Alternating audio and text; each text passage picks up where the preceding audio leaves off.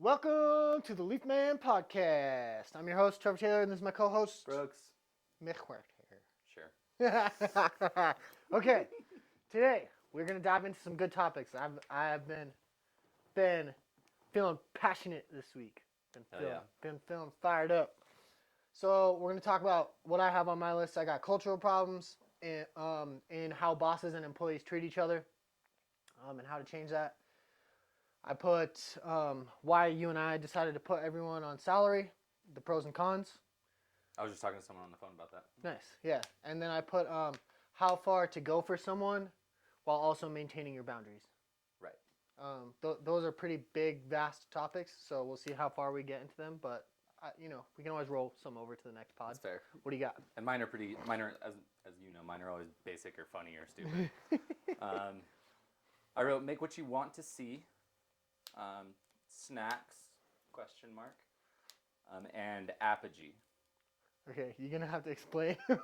Let's start with the first one. Make what you see. The whole point of doing this is to not explain it at first. Just kidding. What does make what you see? Make what you want to see. Like I'm going through this master class right now for video creation, and like he's trying to talk about the insights of how to get an audience or like how to enjoy making it and wanting to get better at it, and it's just make what you want to see, and that kind of like I was like, oh, that's right, because there are food videos, like I did do it for the cooking videos, and I was looking at, there are food videos that I see and I'm like, oh, so dumb. So dumb or over the top or Yeah, like I sent you one and you were like, I was like, oh, this is cool, and you're like, that's the worst. Yeah, I just and no offense to him, but I hate that fucking guy that wears all these guys wearing their aprons with no shirts on and they're all jacked and it's like, watch my food video. It's like, okay. Okay, yeah. But this other guy, he does a ton of tech videos, but he's like a mogul now. I forget his name, but he said make what you want to see, and I was like, yeah, Cool. That makes a lot of sense because every time I go into trying to make my videos better, I'm barely a video creator at this point. But when I thought of it that way, that helps me like dial in more what to do, because sometimes I get carried away with doing the overhead shot and just slapping shit down. Yeah. And then I'm like, is that really what I want to see, or is that just what I've seen? What you've seen, yeah. Okay, I get what you're saying. And he's saying, and nothing is, and like we've talked about this before. Nothing on Instagram is completely original, or unique. No. It's all a remix. Yeah. So that's kind of what I'm saying. It's kind of like, right, so we have, like, I've been doing the branding this year, with David, and, like, the Antelope Island video was the first video we've done that was not in our typical standard, like, we are a tree company, we're hardcore. It was like a day in the life of a buffalo. Yeah, it was great. It was so great. Much fun. Yeah, we had, Bob Marley as the song, and it was like a totally different vibe. I love that video. And I love that video. It ended up being my favorite video, is because, like, is what we wanted to see. Right. And that one didn't do as great as I thought it would, but then we did another one. We did the crane video, which is a simple explanation, which is what I wanted to do, so the homeowner can understand. We changed the music on it. We did that, that sun is shining. Yeah, ELO. Yeah. And it did really well. Great song. Yeah, great song. And the vibe was different, but because it was what like I wanted to produce, and like instead of looking for what other people wanted, we started doing what we wanted to do. Those things are doing better. People are enjoying them more. I'm getting more active engagement. Yeah. Yeah, and I think that's also why we brought it in here. Yeah. And we're constantly trying to make it looser, and like that's why I try to go off on tangents sometimes. Yeah. Oh, absolutely. Because it's necessary in this format. Yeah. But when we were in your office, and like your videos in the beginning were just talking at the camera, teaching a lesson, and for lack of a better, to explain more, make what you want to see. Like we want it to be looser, feel like not as stuffy. Yeah. And that's why we moved out here. And that's why we moved out here, and we're constantly thinking, like, should we just cook brats out here? Like, while we're doing it? Like, we're going to get a hot plate, dude. I'm telling you, dude. I got the utensils and plates. I have a hot plate, and we're going to we'll make some glizzy sandwiches next week. Yeah.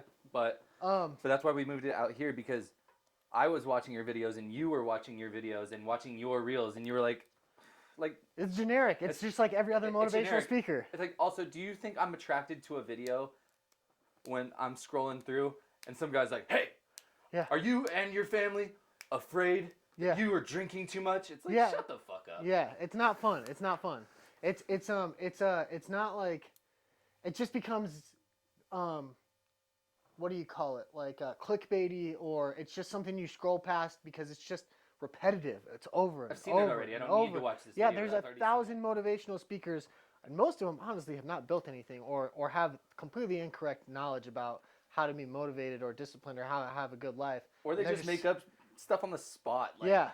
that wacko dude that I sent you. It's like, my day is not 24 hours. My day starts from 6 a.m. and it goes to 12, and then my second day is like, it's like, shut. What are you talking about? Yeah, it's That's the crazy. dumbest concept. Yeah, there's 1,000 of them, and it's just overkill, man. I'm over it.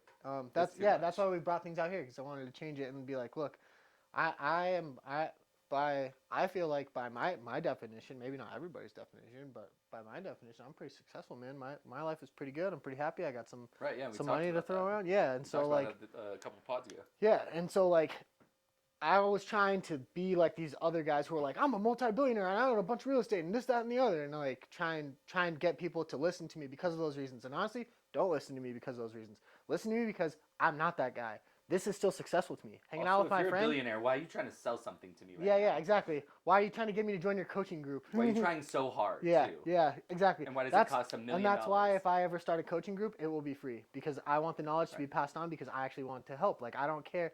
And honestly, some people are like, well, you know, if you charge for it, then the people that actually matter and want to do it, they're going to be the ones that pay for it. Yeah, I get what you're saying, but like, I don't need the money. And if someone comes on and doesn't do anything with information, that doesn't hurt me at all. I don't care what you do. And I'm not against charging for it once you get to a certain point if you want to. Yeah. I'm just saying, don't make it $80 a month. Yeah. Make it $5 a month. Dude, some Make coaching it $10 groups, a month. Do a Patreon. Some coaching groups are like, I'm not exaggerating, dude. Some of them are in the $300 to $400 to $500 to $600 a month. Oh, I can think of a hair one that was incredibly stupid and fell flat on its face. That was very expensive. Yeah, there's a few we both of them. knew about. Yeah, there's a bunch of them, dude. All right, let's get into this. Cultural problem. How bosses and employees treat each other. So I think this leads into the salary one, which is kind of why I wanted to talk about it. Yeah, just roll them in. Yeah, they roll together. So I think that there's a problem in America with how people treat each other. Bosses and employees. I think bosses abuse employees. They work them too much. They expect too much because we live in a crap economy, and it makes things very difficult.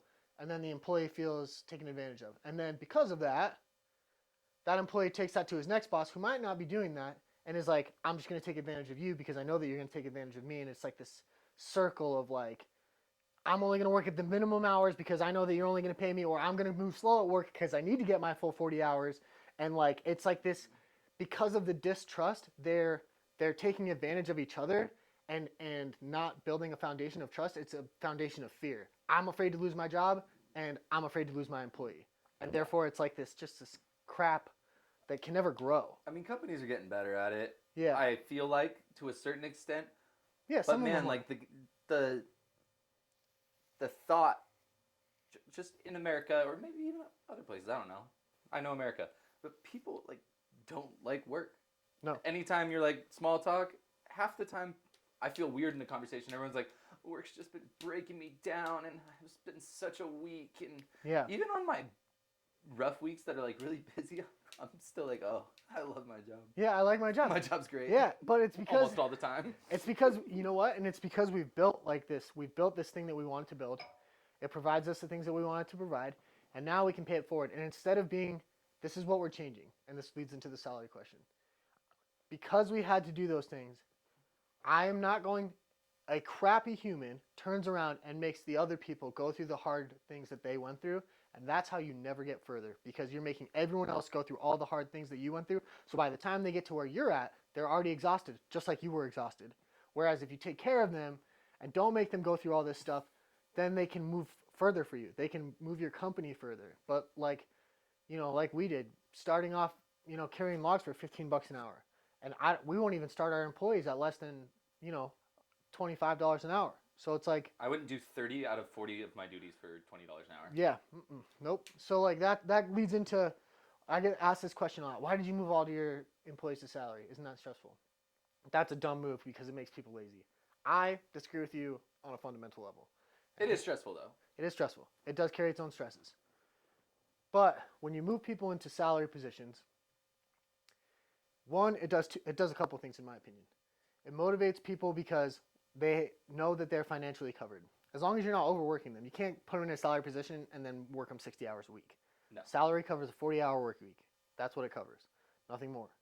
Now, if you get off early, great. If they work late a few days, sure. But like it needs to be balanced. So salary does a couple things. It keeps them motivated because they know that they're taken care of. When they're motivated and they know that they're taken care of, they can focus on things at work instead of things at home, right? And not only do we put them on salary so that they know that they're safe, but we also told them that if you hit your numbers for the day, your quota, as soon as you're done, you get to go home. Right. And so now they're salaried, and if they work faster and harder, they get to leave early and make the same amount of money. So they're not losing money by being more efficient. They're actually making more money by being more efficient because they get to leave early. You can't, but the crux of that is you can't go throw on more work as a boss and be like, oh, you're getting done early, here's another job. Yeah, that's the whole point. Yeah, that's the whole point, because now they're going to stop working that hard. And we need a certain amount per week. Here's what we need, but that comes from being responsible and knowing your numbers, knowing what you need as a company. Right, that's what I mean. We know what we need. I was talking about the numbers. We know that we need, 30K weeks or 25K weeks. Yeah. And if we're hitting that, I don't care what days they worked or how long they worked. You hit that in one day, great. And eventually there might be room for expansion. Oh, we are hitting our numbers, easy. Okay, now it's time to expand a little bit. But you gotta let that roll for like 90 days, especially, or even a year, especially in tree work, because it's seasonal, dude. The numbers that we hit in our third quarter are not the numbers we hit in our first quarter. So, I see it in tree companies all the time, especially with some of our competitors, and you know who I'm talking about. They expand, and they're like, oh, we're hiring all these guys, buying all this equipment because it's busy and we're making this much money and we could go hire on more work. But then what happens? Then winter comes, the work drops off by more than half, and they have all these extra employees and extra equipment, and they got to start letting people go because instead of being patient, they got greedy. And they were like, we can go make that money, so let's go make that money. Yeah, I have a family member that works for a landscaping crew. Yeah. He gets let go every winter and comes back every spring. But I couldn't live like that. Not at all. And so, like, for me, the salary was like, was it a hard pill to swallow? Was it risky? A little bit. Has it panned out? In my opinion, absolutely. I think so. So far, so good. Right. I think we have, and just for, like, people listening, I don't know if it's the greatest idea to talk numbers, but I'm just going to talk numbers. I don't even care. I don't think it matters. After our first 90 days of working at our company, after the first 90 days of working at our company, we put you on a $50,000 a year salary. That's what I made my first year running this company and building this company. And now our lowest paid employee who drags brush to and from the chipper is making that. And we do that because we were trying to build a company that loves and supports one another instead of fears one another. So I love and support my employees, and I will take care of them. And because of that, they love and support this company and their job, and they want to stick around. And that's how we grow, because it's not a relationship built on fear. It's a relationship built on love and admiration, and that will always go further, in my opinion. And on top of that, now, if that employee doesn't work or that employee is a crap bag, dude, then all of our other employees are like, yo, get this guy out of here, dude. He's dragging us all down. Or they pull him up and they're like, dude, you got to work better, be more efficient, because it breeds 18 players. And if that guy is dragging everybody down, get him out and put an 18 player who's sitting on standby ready to get in here because he knows that we're going to take care of him. Yeah, someone who could be. Because they're like, that company takes care of their employees. That company pays top dollar for even the lowest paid employee. That's the company I want to work for. So it's like, people are always like, well, it's going to breed laziness and crappy people. No, it won't. Because they know they can be replaced by someone who actually will value the things that we're giving them. It's a relationship built on trust, not on fear. I agree. The salary thing was a great call. Yeah. That was a hard pill to swallow, though, when we first started talking about it. Yes, because we had no money. We had no money. Middle of winter, like, do you think we should put everybody on salary? Brooks, hit the instant transfer. Hey, we need money to pay bills today. Can you square it all up, big guy? Have you collected on everything? I feel like there's a place where you could see that. It's called your home screen. Go look at it. It's fine. That's what I'm here for. So that's kind of where I'm at with.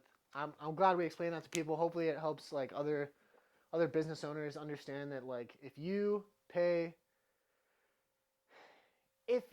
love and support your employees by more than just words, they will love and support you back, and the ones that don't will eventually fail or disappear.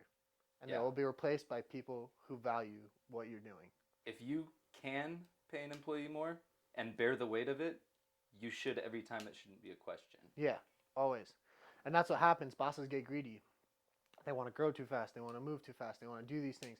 Start to take advantage of their employees. And then it goes back to that salary thing. Then it goes back to being a culture problem because then the employee was abused. And then because that employee was abused, he abuses his relationship with his next boss. Well, I know you're going to burn me, so I'm not going to, I don't care about this job. I'm just going to do the bare minimum and get paid. Yeah, until you have a good job like this. I had a couple jobs I liked. I actually really liked working at Olive Garden. Yeah, yeah. Well, it's like one of our employees. I don't know. Should we talk names? Probably not. Maybe. I don't know. What do you think? I mean, I don't care. Yeah. Well, dude, it's like Matt, man. Matt. It's like Matt. Probably just say who they are. Matt is our foreman. Matt's one of our foremen, yeah.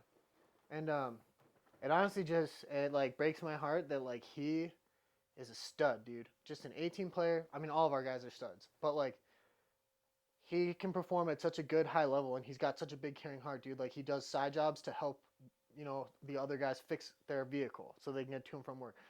Very big heart. And all of the other bosses he's had have mistreated him or taken advantage or made him work more than he should or done these things instead of just giving him the things that he needs to provide for them. Right. And now that he has that, dude, he is performing at an optimal level for us. Withers is a fucking stud. Yeah, Withers is a stud, dude. He does whatever he is asked to do.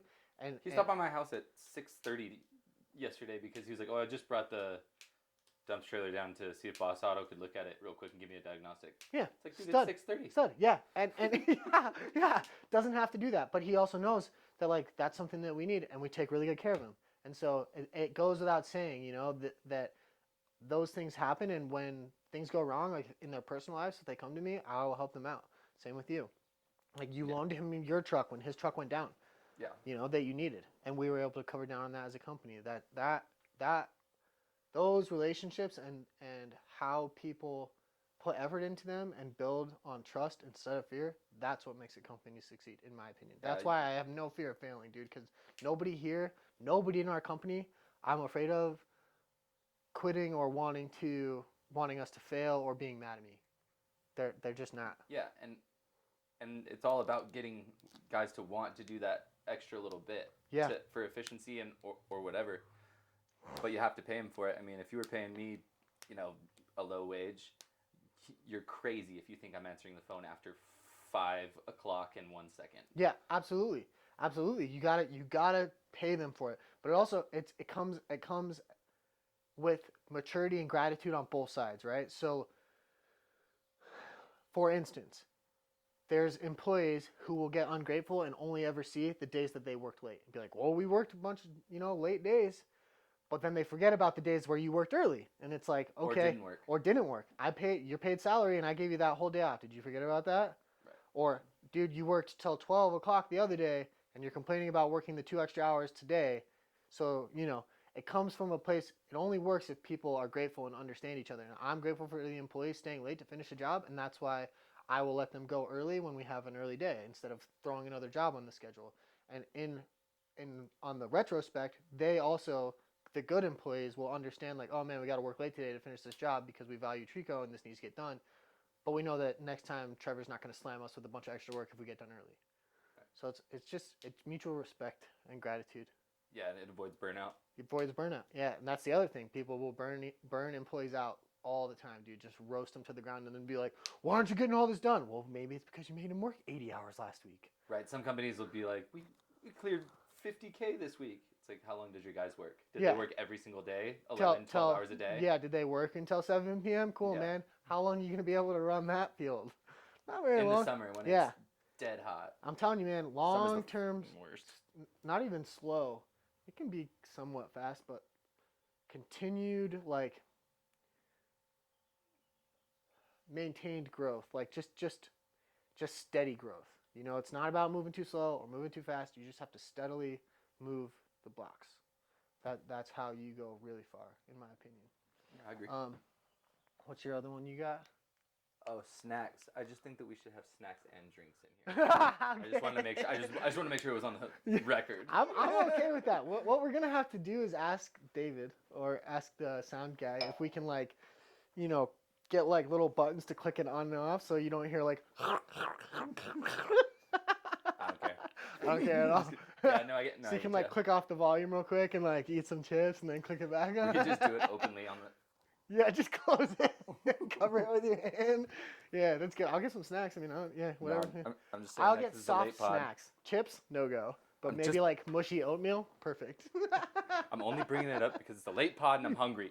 Yeah, perfect. But my only other thing was Apogee. I just wanted to see if you had even heard about it. I think you have. I'm sure you have. But I've been following Tim Kennedy's cool little school that he built. It's called Apogee or whatever. So explain it to me, because I remember I read Tim Kennedy's book. It was really good, Right. by the way.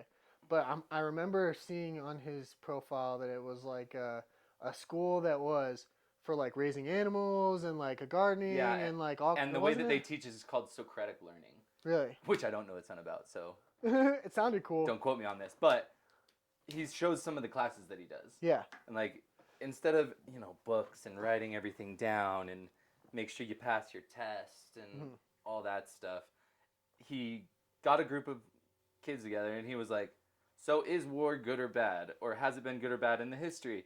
He said, raise your hand if you think war is good. And like a lot of them raise their hand. They're kids. Yeah. War's awesome. Yeah. But GI Joes are dope. right, GI Joes are sick. Yeah. But a bunch of them, he's like, okay, so I feel like a lot of you in this part over here are pro for it. So let's separate you guys in half. This you guys are gonna pretend that you really don't like war. You really don't like it. You know what I mean? Something like that. Yeah. He was like, and then you two are gonna your groups are gonna come to a consensus with what you think, and then you guys are gonna debate each other. Mm-hmm. That's interesting. In a controlled way, Yeah. rather than handing out a study guide and Yeah. doing all this. And yes, they do focus on like sustainability and stuff like that. Yeah. But that's just a good way of teaching. I like that. But it's a really cool idea to me, and it's kind of like that place up in Pleasant Grove. Did you ever go up to that job right outside the honey pot? Yeah. Yeah. They had tons of plants. They got llamas. Yeah, that That's one. awesome. Yeah. It costs $1 billion a year, but it's awesome. Yeah, it's cool, dude. It's like Montessori schools. Erica teaches Montessori, and I don't fully understand the whole idea behind it, but a lot of it is like teaching kids to be self-reliant. So instead of always needing help and asking to do things, like they'll make like a tiny fridge or whatever, use a mini fridge, and they'll put like several meals in the fridge, and the child can go in and like pick out which meal they want. So instead of just like putting food in front of them, like, eat your food, if you don't like because you get the freedom to choose what you like, you're more likely to do it. Or laying out their shirts and pants and being like, pick which shirt and which pant you want, and it's kind of cool. It's interesting. Yeah. I feel like that Socratic learning thing is really cool too, in the way that he was having them like voice their ideas and come to a consensus. Think about what you're learning in school. You're learning that this person who's in charge of you is giving you something. You got to do it, even if you hate it. Yeah. Which sometimes can teach you good things. That it'll teach you to listen to your boss when you're older. Yeah. But this way, you know how many things they're learning in that one moment? First of all, they're learning to have an opinion. Yeah. Then they have to talk amongst a group who has a similar opinion but come to a consensus. Yeah. And then they have to argue their point with other kids. Yeah, so you like have to form your own opinion, then you have to talk within a group and maybe compromise on like the general consensus Exactly. of the group, That's and what I'm then saying. take that into like a bigger debate. And that's interesting, man. I like that. Yeah, Tim Kennedy's doing great things, dude. Honestly, I wish there was more stuff like that across America. We should More affordable too. We should call him when we get big enough, and Black Rifle Coffee, and be like, sponsor us. We want to make our own school. We should do it. We should do it downtown, dude.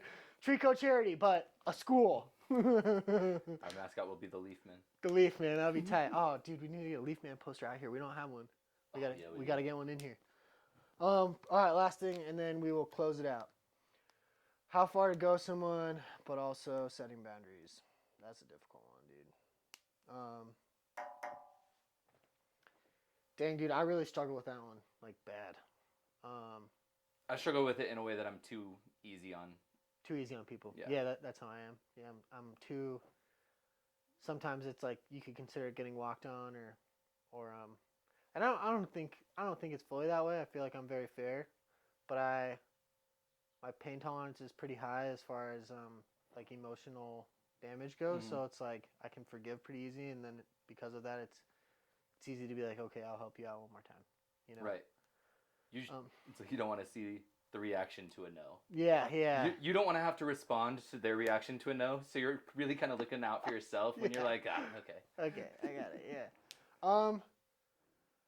how far to go someone, dude, honestly, I think it's a case by case basis. You know, it's case by case, and you have to determine if that person is ready or willing to change, and then from there, how much help you're willing to give them, but also maintaining your own boundaries to make sure that they don't take advantage or it doesn't affect negatively the peace and ecosystem that you've built, right? Because, you know, I know that when I help people and I push it too far and it upsets my ecosystem at home with Erica, it's difficult, and that's the most important ecosystem because it's my home and my wife. So, but then it's hard because, like you said, I don't want to look at someone and be like, I can't help you, but it's And it's like but the bound, if I can, I probably should, right? That's probably yeah, the right thing to do. yeah, You, if it's I probably can, probably the good Christian thing to do for yeah, you. yeah, You if know? you can, you should. But sometimes the honest truth is that is and you hear it all the time, but I think people misunderstand it. You hear well, you're just enabling. You're just Fair. enabling. Sure, that is fair. But it's you're only enabling if you don't set up rules. So And enabling enforce them. enabling is I'm going to help you no matter the cost. Mhm. Being helpful while also maintaining boundaries is I'm going to help you even though you have burned me a bunch of times. And if you don't do these things that we have now set boundaries for, then it's ixnayed. And now I don't feel guilty about breaking that rule because you broke the boundary. And I think that's for me how I handle it moving forward. And that's easier said than done, but that's kind of like I think the good balance there. Yeah, I mean, I've tried to do that. I mean, you know, I've since I've been married, I've had 5 different people living in my house, and I don't even have a spare room. Yeah. Like, and me and my wife barely lived alone up Yep. until recently. Yeah. But here's the difference. You try to set parameters. Some people make them. Some people don't. I would say like Withers is a great example. Withers came, was a great house guest. Um, by the way, all these people lived rent free, Yeah. always. Yeah. So they could get back on their feet or get Yeah, going. yeah, get going And, here. That's the point. And Withers did it. Yeah, and he did it. And that's a good example of it going correctly. Yeah, and he even like I'm so bad to the point where I didn't even expect him to pay me back for a bunch of things. Like I bought him some stuff. I paid for a tow truck one time or something like that. And I wasn't even expecting to get paid back. And then after he moved out, he's like, I'm in the area. Can you come over? And he dropped $500 on my feet. Yeah. You know, I was like, thank Fantastic. you so much. Yeah, it's fantastic, dude. I was just talking to my dad about this, dude. The hard part, and also in being Christ-like, which I know is like you're not religious, but in being Christ-like, right? I know what it means. I can't remember the parable. Maybe David would know. But it's they ask you how many times you're supposed to forgive like the sinner or whatever, and God replied 7 times 77 or something like that. Do you know what I'm talking about? Yeah. So, basically, is he right? Close enough. But basically, the gist of it is that you're never supposed to quit, right? And I know that like eventually at some point you have to quit and set that boundary, but you just don't ever know when the time is that someone is willing to change. How many times have my parents asked me to change and bail me out of a situation before it was finally like, this one is different, and then it was different. You never know which one is going to be the different one until it happens. Yeah, it's so funny. There's a contrast to it, and I'm sure you saw it too. Yeah. Because, man, I thought my parents were happy for me at my first marriage, and then like they met my wife Sarah now, and like came to the wedding and everything. Their attitude is much different, and I'm like, oh, you like this girl? Yeah. We were supportive, but we did not think you were making the right decision the first time. I was like, oh, you did not like my ex-wife, did you? Yeah. My mom will be like, did you think I did? I'm like, kinda, yeah. Convince myself of it. Yeah, and that's like I said, you never know which one is going to be the one that is the catalyst for change or is real change. So you just got to keep going, but make sure you maintain your boundaries. And if they break the boundaries, then it's okay to like close the door, you know. For sure. All right, that's all I got, dude. You got anything else? I was gonna shit talk the Kings, but I'm hungry, so yep, I got nothing. All right, get off our face.